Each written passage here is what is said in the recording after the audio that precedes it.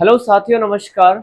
मैं अभिषेक शर्मा आपनो Gurukul with Shyam channel पर आप सभी साथियों का हार्दिक स्वागत एवं अभिनंदन करता हूं। साथियों, जैसे कि हम पढ़ रहे थे अपने राजस्थान के प्रमुख लोक देवता और लोक देवताओं में हम 3 पीरों के ऊपर चर्चा कर चुके थे।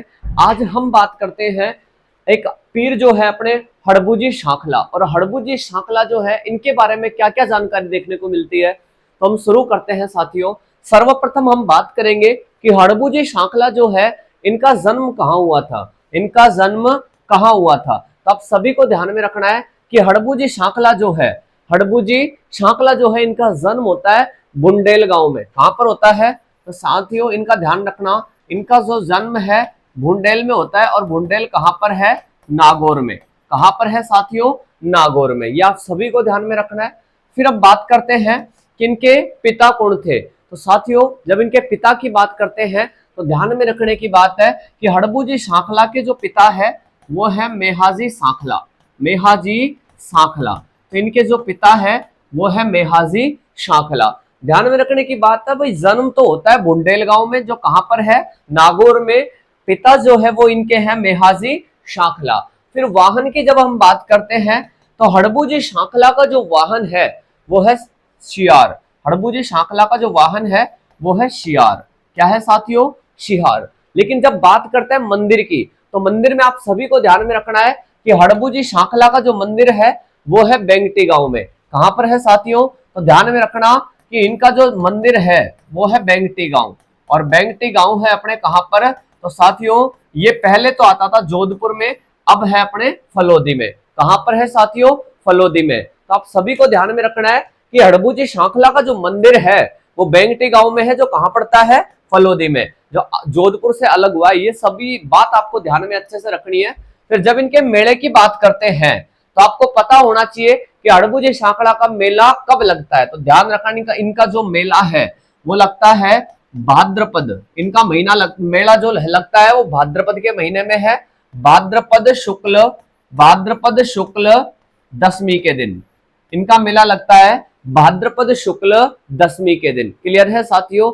ध्यान रखने की बात है कि इसी दिन मेला लगता है अपने तेजाजी महाराज का। इसी दिन लगता है तेजाजी महाराज का। तो ध्यान रखने की बात है कि हड़बूजी शांखला का जो जन्म है वो बुंडेल में होता है। कहां पर होता है साथियों, बुंडेल में। ध्यान रखने की बात है इसी को भूडोल भी माना जाता है, भूडोल भी बोला जाता है, इसी को बुंडेल बोलते हैं। और ध्यान रखना ये नागौर में है।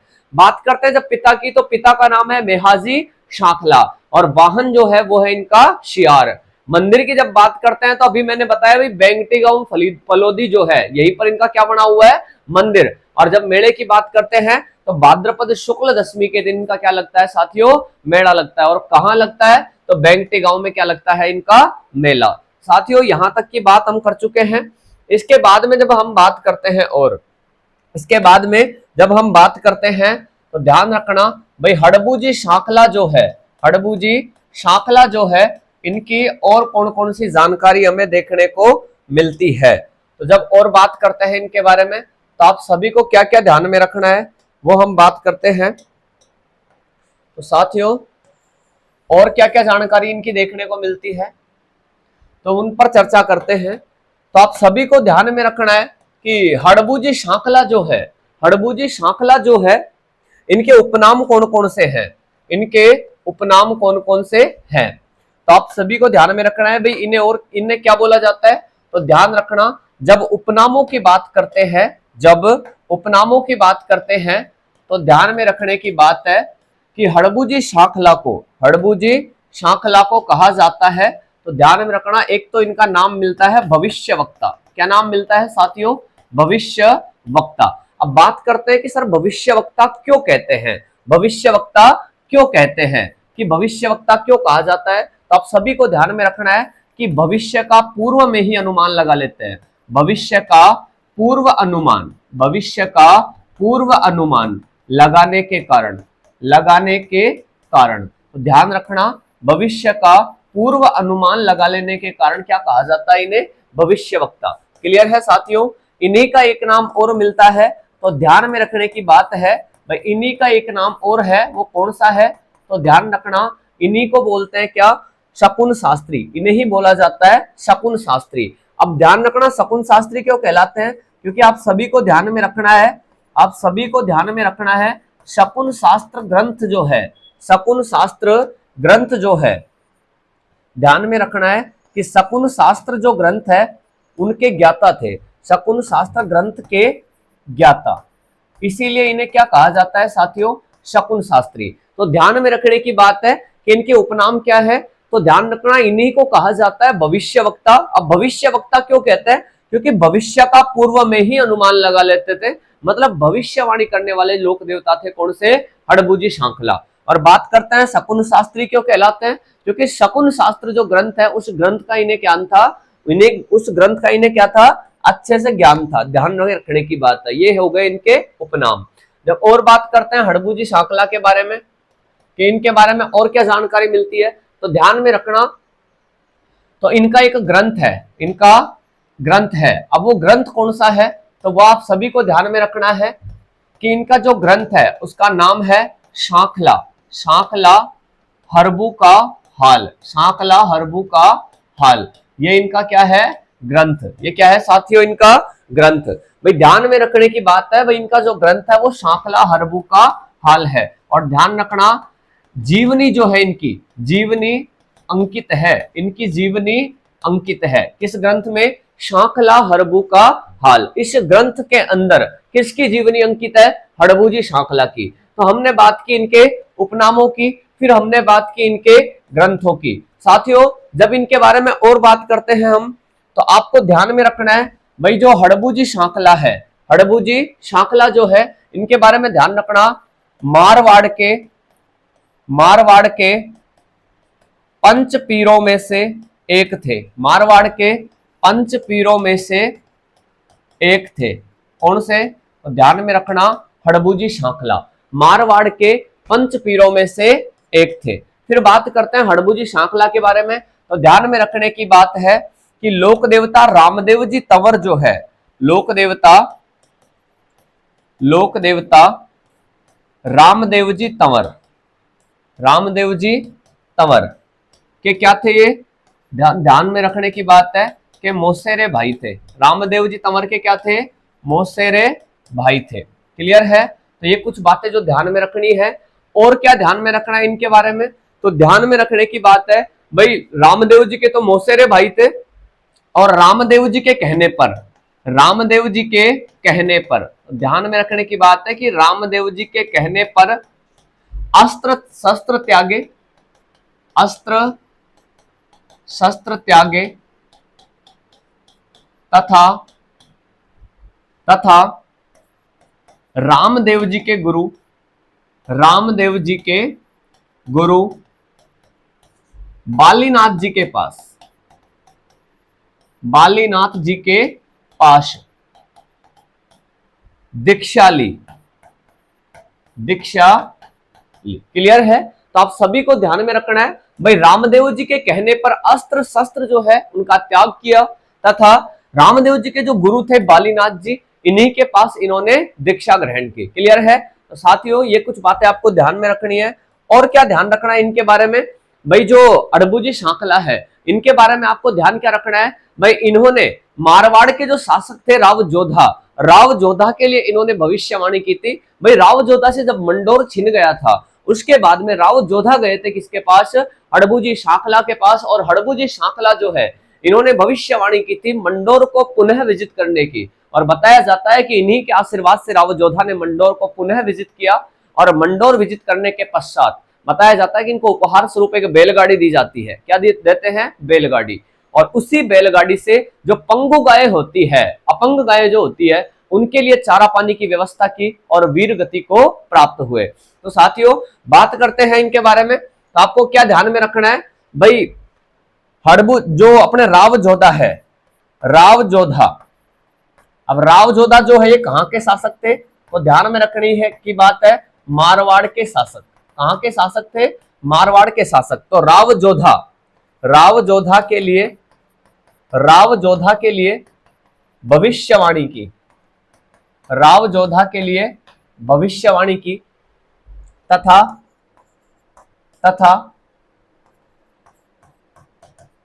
मंडोर को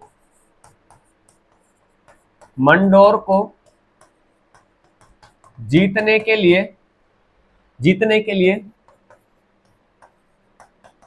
राव जोधा को कटार भेंट की। क्लियर है साथियों? तो ध्यान रखना, राव जोधा जो है वो मारवाड़ के शासक थे और इन्हीं के लिए इन्होंने की थी भविष्यवाणी। और बताया जाता है कि भविष्यवाणी की थी मंडोर को वापस जीतने के लिए, और मंडोर जीतने के लिए राव जोधा को इन्होंने एक कटार भी भेंट की थी। और बताया जाता है कि इसी कटार से राव जोधा ने मंडोर को पुनः विजिट किया था। तो ध्यान में रखने की बात है, राव जोधा ने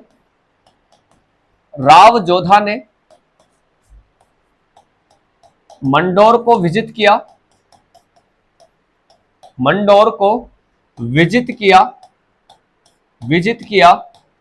तथा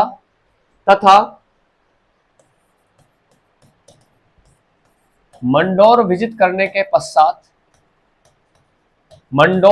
करने के पश्चात हड़बूजी शांखला को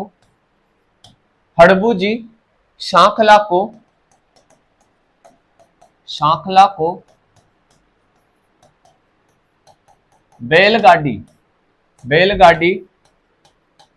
उपहार स्वरूप दी। तो ध्यान में रखने की बात है भाई, राव जोधा ने मंडोर को जैसे ही विजिट किया उसके पश्चात हड़बूजी शांखला जो है उनको एक बैलगाड़ी उपहार स्वरूप दी। और बताया जाता है हड़बूजी शांखला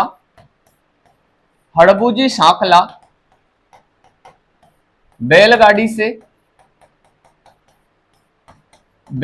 से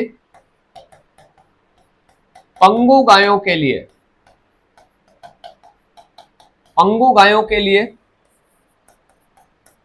चारा पानी की व्यवस्था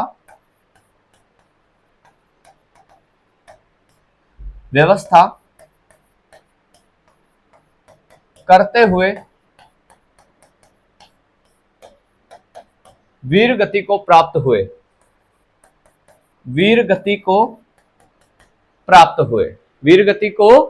हुए। तो ध्यान में रखने की बात है भाई, हड़बूजी शांखला जो है ये बैलगाड़ी से पंगु गायों के लिए चारा पानी की व्यवस्था करते हुए वीर गति को प्राप्त हुए। कौन से लोक देवता साथियों? तो ध्यान में रखने की बात है हड़बूजी शांखला।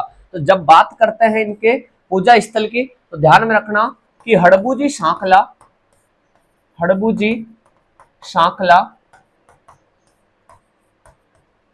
के मंदिर में बैलगाड़ी पूजी जाती है।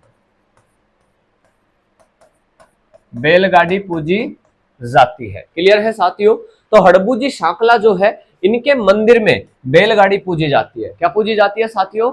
बैलगाड़ी की पूजा की जाती है। क्लियर है? तो ध्यान में रखने की बात है हड़बूजी शांखला के बारे में। और क्या ध्यान रखना है हड़बूजी शांखला के बारे में? तो साथियों जब हड़बूजी शांखला की हम बात करते हैं तो और क्या ध्यान रखना है? ध्यान रखना यह चमत्कारी पुरुष थे तथा इन्हें वचन पुरुष देवता भी कहा जाता है। क्लियर है भाई? यह चमत्कारी पुरुष थे और इन्हें वचन पुरुष देवता भी कहा जाता है। ध्यान में रखने की बात है साथियों। और हड़बूजी शांखला जो है वैसे ध्यान में रखने की बात है भाई, जितने भी लोक देवता हुए हैं उनमें एकमात्र लोक देवता थे जो भविष्यवक्ता थे। जो क्या थे? भविष्यवक्ता। क्लियर है साथियों? ध्यान में रखने की बात है भाद्रपद शुक्ल दशमी के दिन इनका मेला आयोजित होता है। भाद्रपद शुक्ल दशमी के दिन बेंगटी गांव फलोदी में इनका मेला लगता है। क्लियर है साथियों? तो ये हमारे लोक देवता थे हड़बूजी शांखला। कौन से थे? हड़बूजी शांखला। इनके बारे में इनका जो गोत्र है वो आप सभी को पता है भाई, हड़बूजी शांखला के अनुयायी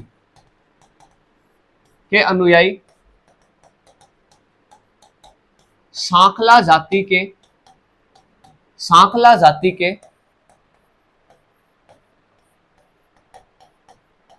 राजपूत होते थे।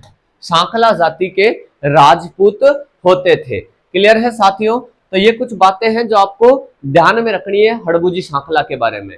ध्यान में रखना, रामदेव जी के मौसेरे भाई थे, चमत्कारी पुरुष थे। और इसके अलावा बात करते हैं तो हड़बू सांकला जो है ये वचन पुरुष लोक देवता भी कहलाते हैं, भविष्य वक्ता भी इन्हें कहा जाता है, और शकुन शास्त्र का भी इन्हें ज्ञान होने के कारण इन्हीं का नाम पड़ता है शकुन शास्त्री। क्लियर है साथियों? इसके बाद में ये अपने हड़बू सांकला थे। अब हम बात करने वाले हैं मेहाजी मांगलिया के बारे में, जो 5वें पीर है अपने, तो ध्यान में रखने की बात है। अब हम बात करते हैं किसके बारे में? मेहाजी मांगलिया।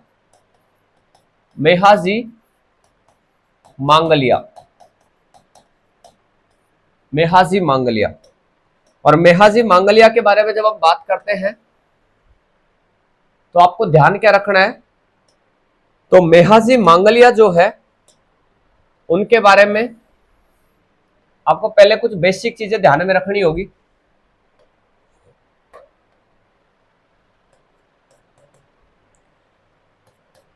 इनकी कुछ बेसिक चीजें हैं जो आपको ध्यान में रखनी है।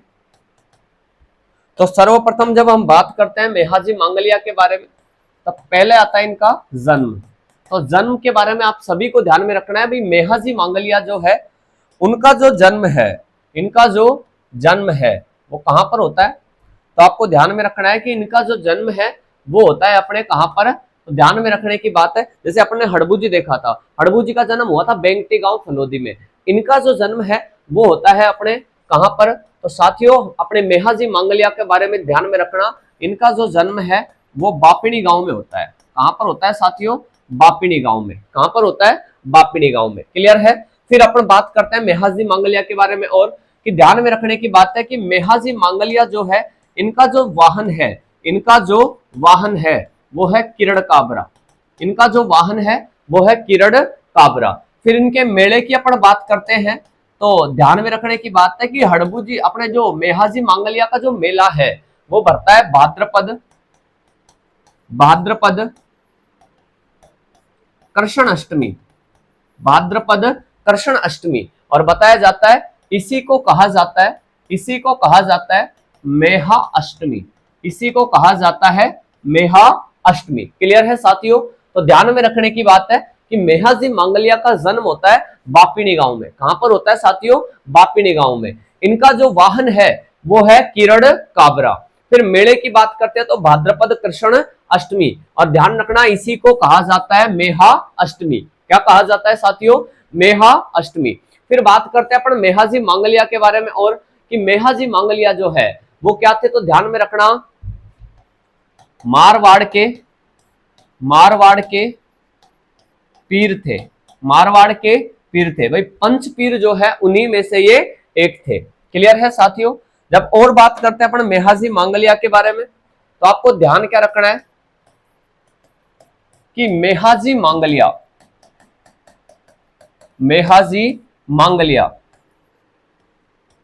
के भोपों की वंश वृद्धि नहीं होती। वंश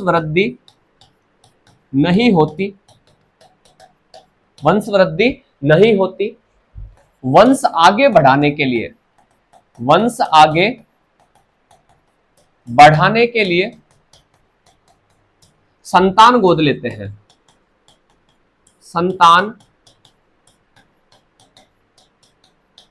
गोद लेते हैं। क्लियर है साथियों? भाई मेहाजी मांगलिया जो है इनके भोपों की वंश वृद्धि नहीं होती, और बताया जाता है कि वंश आगे बढ़ाने के लिए संतान क्या करते हैं? गोद लेते हैं। वंश आगे बढ़ाने के लिए संतान गोद ली जाती है। और क्या ध्यान रखना है इनके बारे में? तो मेहाजी मांगलिया जो है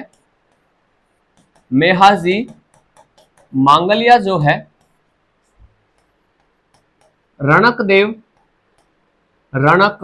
देव। ध्यान में रखने की बात है कि मेहाजी मांगलिया जो है रणक देव भाटी के खिलाफ लड़ते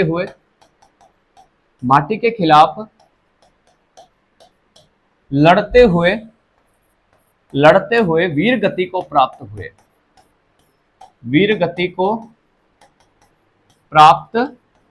हुए। क्लियर है साथियों?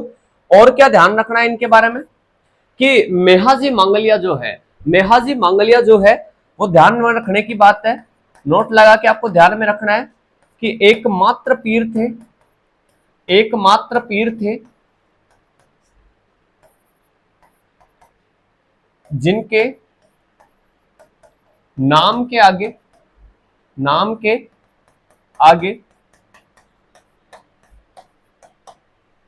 पिता का गोत्र, पिता का गोत्र ना लगकर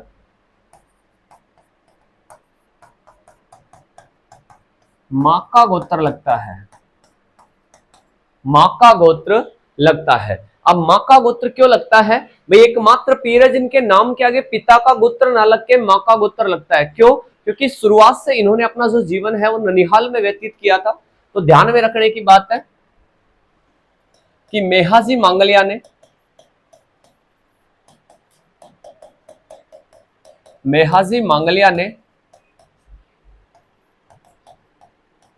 अपना शुरुआती जीवन, अपना शुरुआती जीवन ननिहाल में व्यतीत किया, ननिहाल में व्यतीत किया। इसलिए इसलिए इनके नाम के आगे, इनके नाम के आगे मांगलिया, मांगलिया गोत्र लगाया जाता है, लगाया जाता है।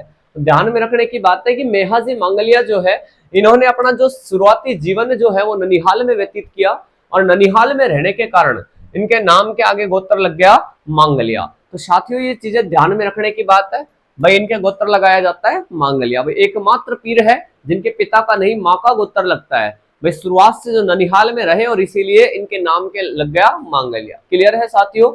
ये चीजें ध्यान में रखने की है। फिर और बात करते हैं तो और आपको क्या ध्यान रखना है कि रावचूड़ा के समकालीन थे, रावचूड़ा के समकालीन थे, समकालीन थे, रावचूड़ा के समकालीन थे। ध्यान रखना, मंडोर को राजधानी बनाया था, मंडोर को राजधानी बनाया था कौन? रावचूड़ा। तो ध्यान में रखने की बात है कि मेहाजी मांगलिया ने अपना शुरुआती जो जीवन है वो ननिहाल में व्यतीत किया, इसीलिए इनके नाम के आगे मांगलिया गोत्र लगाया जाता है और रावचूड़ा के समकालीन थे। मंडोर को रावचूड़ा ने क्या बनाई थी? राजधानी। क्लियर है साथियों? अब बात करते हैं मेहाजी मांगलिया के बारे में। तो मेहाजी मांगलिया के बारे में हमने पढ़ा कि इनका जो जन्म है वो कौन से गांव में होता है? बापड़ी गांव। अब इनके जो जन्म है वो कब हुआ इसके बारे में कुछ ऑथेंटिक डिटेल नहीं मिलती, इसलिए अपन को सिर्फ स्थान ध्यान रखना है। तो बात करते हैं जन्म की, तो बापड़ी गांव में होता है। वाहन जो है वो किरण काबरा है और मेले की जब बात करते हैं तो भाद्रपद कृष्ण अष्टमी, इसी को बोला जाता है मेहा अष्टमी। क्लियर है? और मारवाड़ के क्या थे? ये पीर थे। इसके अलावा हमने पढ़ा भाई मेहाजी मांगलिया के भोपों की वंश वृद्धि नहीं होती और वंश आगे बढ़ाने के लिए संतान को गोद लेते हैं। भाई मेहाजी मांगलिया रणकदेव भाटी के खिलाफ लड़ते हुए वीर गति को प्राप्त हुए एकमात्र पीर थे जिनके नाम के आगे पिता का गोत्र ना लगकर मां का गोत्र लगाया जाता है और मां का गोत्र था मांगलिया। क्लियर है साथियों? बात करते हैं भाई मेहाजी मांगलिया ने अपना शुरुआती जीवन ननिहाल में व्यतीत किया, इसीलिए इनके गोत्र लगाया जाता है मांगलिया। रावचूड़ा के समकालीन थे और मंडोर को क्या बनाए थे? ये राजधानी, मंडोर को बनाए थे राजधानी। क्लियर है साथियों? बात करते हैं भाई जो मेहाजी मांगलिया है इनके बारे में और कुछ तो ध्यान रखना। मेहाजी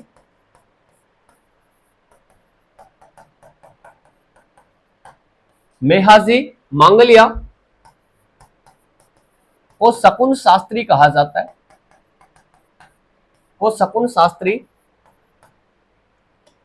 शकुन शास्त्री कहा जाता है। क्या कहा जाता है साथियों?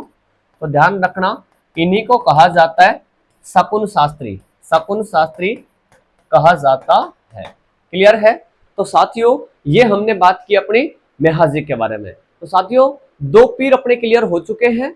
हमने अभी पढ़ा मेहाजी मांगलिया और साथ में ही हमने देखा हड़बूजी शांखला। तो साथियों, आपके 5 पीर कंप्लीट होते हैं। अब 5 पीरों के अलावा अन्य जो लोक देवता है उनके बारे में हम चर्चा करेंगे अगले वीडियो में।